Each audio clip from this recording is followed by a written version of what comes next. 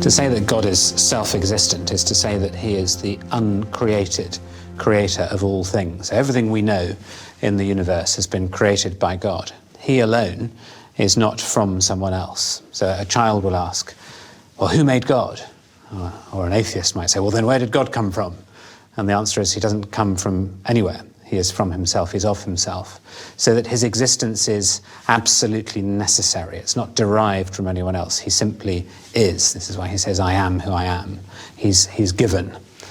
So to be self-existent is to be the one who's not made and doesn't owe his existence to anybody else. He has no life support system that he hangs upon, that he needs in any way. In him is life, and he has been the eternally self-sufficient one.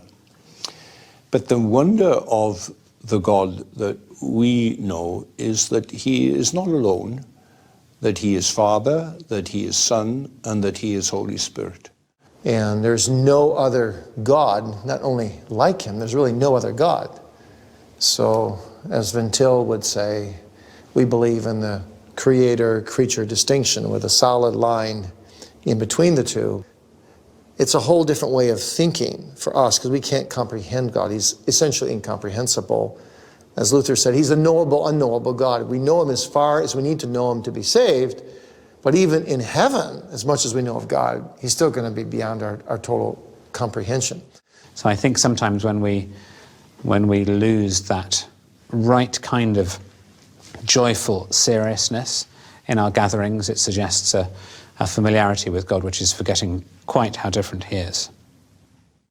And this God then is without beginning and without dependence and is self-sufficient for all his needs. He is self-sufficient in his delight and in his peace. He's not a God who, for example, is at all troubled by neuroses. He has no worries. He has no depressions. He is the ever-blessed God. I think if we gathered together mindful of the self-existence of God, we would do so filled with joy and with reverence as well as we come to worship him together. Worship of God needs to exalt God. And as a preacher, no matter how much you exalt God, in his solitariness, in his wonder, in his glory, in his unity, in his attributes, when you get done preaching, actually the more you exalt him, the more you feel how little you've exalted him. And you say to yourself, I just barely scratched the surface of this majestic God. His majesty permeates all his attributes, all his character. It's all majestic because he's God. And there's none else. And in a sense, when we sin, we are trying to ungod God and to make ourselves lords of our own lives. And we're forgetting the fact that we are from him. So for our spirituality, understanding the self-existence of God is very important because it just reminds us of the greatness and the difference of God and how different he is from us, and that humbles us. So for the believer, I think it can bear great fruit to reflect on the self-existence of God in humbling us before him and reminding us of his majesty. When a Christian really grasps the magnitude of the self-existence of God,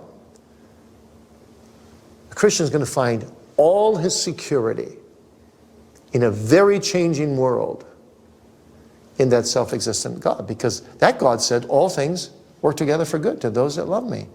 And I find then my strength and all my comforts in considering God, that God is, that God lives, that God will be forever and forever wise. He can never wrong me. He can never wrong those that are mine. He has caused goodness and mercy to follow me all the days of my life. This God. I cast myself on him.